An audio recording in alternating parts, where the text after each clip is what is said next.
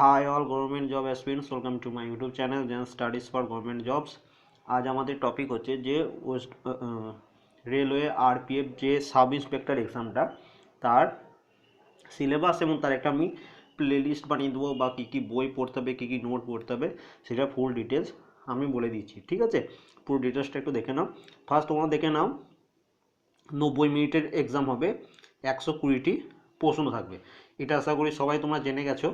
এবং তার সাথে যেটা মেন হচ্ছে সেটা জেনারেল অ্যাওয়ারনেস 50 মার্কসের থাকবে। এটা কিন্তু খুব একটা বড় চ্যাপ্টার, মানে পুরো বড় অনেকটা সিলেবাস। কী কী আছে সেটা তোমরা আগে দেখে নাও। ফার্স্ট দেখে নাও, question will be aimed at testing the candidates general awareness of the environment around him. Environment around him বলতে গেলে পুরো জেনারেল সায়েন্সটা যেটা আছে পুরোটা তোমাকে পড়তে হবে। পুরো জেনারেল সায়েন্স মানে হচ্ছে ফিজিক্স, কেমিস্ট্রি, বায়োলজি, এই তিনটে জায়গা থেকে প্রশ্ন আসবে। তারপরে যেটা হচ্ছে কারেন্ট ইভেন্টস, মানে হচ্ছে কারেন্ট অ্যাফেয়ার্স আসবে তোমাদের, এবং যেগুলো প্রত্যেক এক্সামে আসে সেটা হচ্ছে Indian history, arts and culture, geography, economics, general polity, Indian constitution, sports, general science. অর্থাৎ জেনারেল সায়েন্সটা লাস্টে আরেকবার স্পেশালভাবে দিয়ে দিয়েছে, এবং এনভায়রনমেন্ট যেটা আমরা সেই ক্লাস 10-এ পড়েছিলাম, সেই এনভায়রনমেন্ট এই পুরোটা তোমাদের সিলেবাসের মধ্যে থাকবে।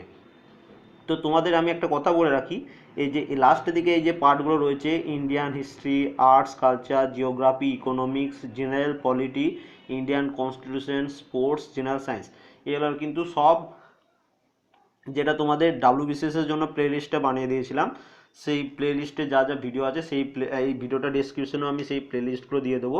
ইন্ডিয়ান হিস্ট্রি প্লে লিস্ট বানানো আছে, পুরোটা কমপ্লিট করা আছে ডাব্লিউবিসিএসের জন্য, ওটাই তোমরা পড়ে নেবে। প্রথমে ডেসক্রিপটিভ পড়ে নেবে, এবং তারপর অবজেক্টিভ যে প্রচুর নোট তোমাদের দেওয়া আছে। জেনারেল পলিটি, ইন্ডিয়ান কনস্টিটিউশন থেকে পড়া আছে, ইন্ডিয়ান ইকোনমিক্স থেকে নোট দেওয়া আছে, স্পোর্টস এবং জেনারেল সায়েন্স থেকে প্রায় 1,500-2,000 প্রশ্ন পোস্ট করেছে। এবার তোমরা ভালোভাবে শুনে নাও কী কী পড়তে হবে।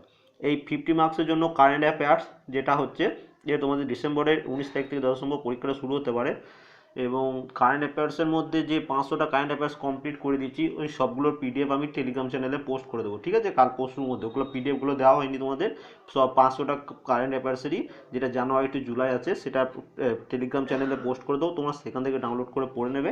এবং তার সাথে যে 5,750টা জিকে যেটা ছিল, ওইটা পুরোটা কমপ্লিট করে নেবে।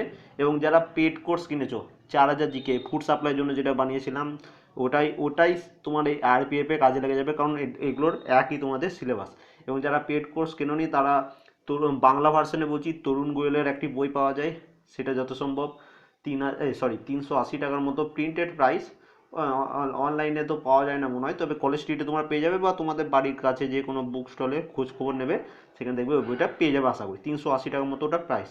আর তাছাড়া যাদের কাছে ওই আমার যেটা 4,000 পেড কোর্স যেটা আছে, ওইটা যাদের কাছে আছে তারা ওটা পুরোটা কমপ্লিট করে দেবে। এবং তার সাথে যেটা টেলিগ্রামে তোমাদের বলেছিলাম, 5,750 জিকে প্রায় 8-9 হাজার কোশ্চেন হয়ে যাচ্ছে, প্লাস এই 500টা কারেন্ট অ্যাফেয়ার্সের পিডিএফ আমি তোমাদের পোস্ট করে দেবো টেলিগ্রাম চ্যানেলে, সেইটা তোমরা কমপ্লিট করে নেবে, প্রায় তোমাদের পুরো সিলেবাসটাই কমপ্লিট হয়ে যাবে। ঠিক আছে, এবং তার সাথে কিছু এনভায়রনমেন্টের প্রশ্ন আমি কয়েকটা ক্লাস করিয়ে দেবো। এবং তার সাথে রিসেন্টলি যেসব ক্লাসগুলো হবে, সেটা হয় ডাব্লিউবিসিএসই হোক, ফুড সাপ্লাইয়ের হোক, যে কোনো ক্লাস আমি করাই, সেগুলো সব কিন্তু তোমরা দেখবে, কারণ তোমাদের এই আরপিএফে একই সিলেবাস, ওইখান থেকেও প্রশ্ন তোমাদের রিপিট হবে। ঠিক আছে, আমি দেখবে যে ভিডিওগুলো বানাবো সেগুলো আমি বলেই দেবো যে আরপিএফের জন্য কাজে লাগবে কি লাগবে না। ঠিক আছে, এই হচ্ছে পুরো ডিটেলস। এবং তার সাথে ম্যাথ, রিজনিং, ম্যাথে 35 নম্বর থাকবে, পুরোটা ম্যাথ এবং রিজনিংয়ে 35 থাকবে। এই 70-এর মধ্যে আশা করি তোমরা অনেকজনাই ম্যাথে তো রিজনিংয়ে 35-এর মধ্যে আশা করি তোমরা 30-র কাছাকাছি পেয়েই যাবে।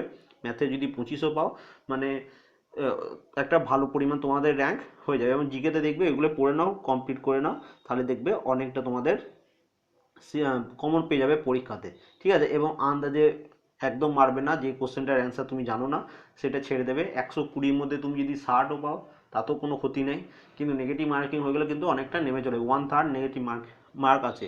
এবং এটার ফিজিক্যাল যেহেতু আছে, ফিজিক্যালটা একটু টাফ আছে, সেজন্য অনেকজনের হয়তো বাদ পড়ে যাবে। এবং হয়তো 50% তো লেডিদের জন্য, তা লেডিদের সব থেকে বেশি সুযোগ।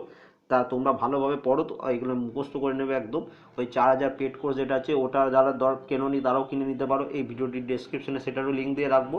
এবং যদি ওটা না কেনো, তাহলে তরুণ গোয়েলের ওই বইটা কিনে নিতে পারো, ওটারও 380 টাকার মতো দাম আছে, অনলাইনে পাওয়া যায় নাকি জানি না, তুমি একটু খোঁজ খবর নিয়ে নেবে। তরুণ গোয়েলে দেখবে 7200 জিকে সামথিং এইরকমই আছে হয়তো। ঠিক আছে, ওই বইটাও ভালো, ওইটাও কমপ্লিট করবে, ওইখানেও এই সেম সিলেবাস, ওটাও ডাব্লিউবিসিএস রিলেটেড বই, এক্সট্রা বই তোমাকে কিছু পড়তে হবে না। আশা করি ভিডিওটি ভালো লেগেছে, যদি ভালো লেগে থাকে অবশ্যই লাইক করবে, কমেন্ট করবে, এবং কোনোরকম কোনো প্রবলেম থাকলে অবশ্যই কমেন্ট করবে, আমি তোমাদের রিপ্লাই দিয়ে দেবো। ঠিক আছে, এবং কিছু ক্লাস আমি এগুলোর জন্য নোট তোমাদের দিয়ে দেবো। ঠিক আছে, থ্যাংক ইউ ফর ওয়াচিং।